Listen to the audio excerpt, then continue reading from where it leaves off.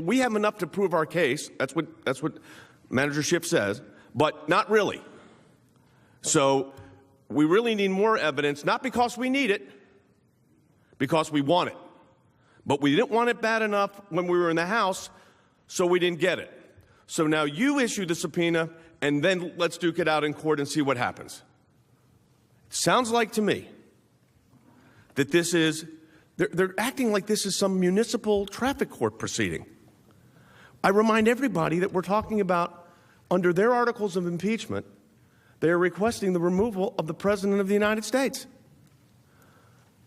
So, you know, they're already saying in the media that there are ongoing investigation. They're going to continue to investigate. So you could be, are we going to be doing this every 3 weeks? Every month except in the summer? There's an election months away. The people should have a right to vote. My colleague, Pat Cipollone, the White House counsel, said that. So when I look at all of this, whether it's the late need of witnesses after you said you proved your case, if it's how do privileges apply or not apply, Senator Schumer said we get anybody we want, we'd be here for a very, very long time. And that's not good for the United States. I think we can all see what's going on here, and that is, if the House wants to call witnesses, if you want to hear from a single witness, if you want to hear what John Bolton has to say, we are going to make this endless. We, the President's lawyers, are going to make this endless. We promise you. We're going to want Adam Schiff to testify. We're going to want Joe Biden to testify. We're going to want Hunter Biden. We're going to want the whistleblower. We're going to want everyone in the world. If you dare, if you have the unmitigated temerity to want witnesses in a trial, we will make you pay for it with endless delay. The Senate will never be able to go back to its business. That's their argument. How dare the House assume there will be witnesses in a trial? Shouldn't the House have known when they undertook its investigation that the Senate was never going to allow witnesses? That this would be the first impeachment trial in the history of the Republic with no witnesses.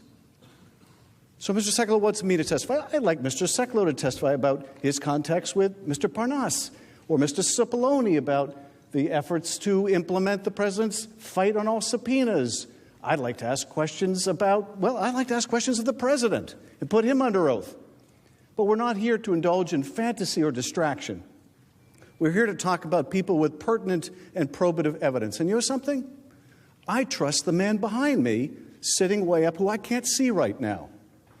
But I trust him to make decisions about whether a witness is material or not, whether it's appropriate to out a whistleblower or not, whether a particular passage in a document is privileged or not.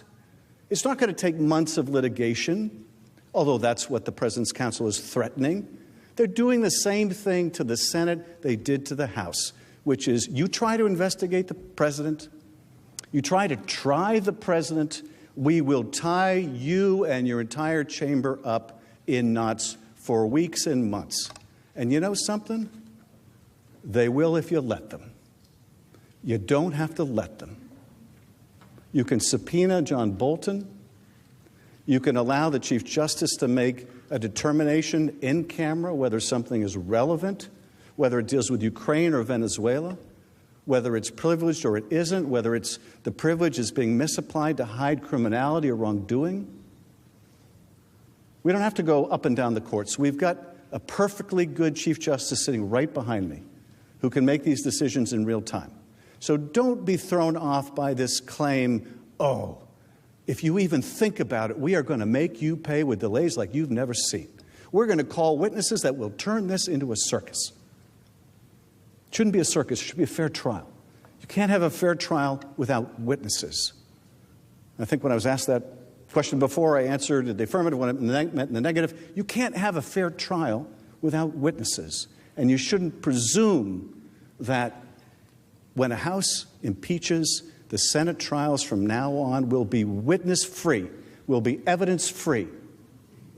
That's not what the founders intended. If it was, they would have made you the Court of Appeals, but they didn't. They made you the triers of fact. They expected you to hear for witness. They expected you to evaluate their credibility, Don't take my word for it about John Bolton. Look, I'm no fan of John Bolton, although I like him a little more than I used to. But you should hear from him. You should want to. Don't take General Kelly's view for it. Make up your own mind, whether you believe him or Mick Mulvaney, whether you believe John Bolton or the president. Make up your own mind. Yes, we proved our case, counsel. We proved it overwhelmingly. But you chose to contest the fact that the president withheld military aid to coerce an ally. You chose to contest it. You chose to make John Bolton's testimony relevant, pertinent. If you had stipulated the president did as he is charged, then you might make the argument that you're making here. But you haven't. You've contested it. And now you want to say, but the Senate shall not hear from this witness. That's not a fair trial. It's not even the appearance of fairness. You can't have a fair trial without basic fairness. When you strip away the legal jargon, what this exchange really shows is that delay isn't a side effect of the defense. It is the defense. The president's lawyers made it clear that if witnesses are allowed, the response will be endless objections, privilege claims, and court fights designed to stall everything until accountability simply runs out of time. That's why Adam Schiff's argument hits home. A trial that refuses to hear from key witnesses isn't about fairness or efficiency. It's about avoiding the truth. You can't block testimony in the House, refuse subpoenas, and then turn around and argue that the record is somehow incomplete. That's not how oversight works in a democracy. And let's be honest about the threat being made to the Senate. When Trump's lawyer says, "If you call one witness, we'll demand everyone," that's not about fairness. That's not about balance. That's an attempt to bully the Senate into submission.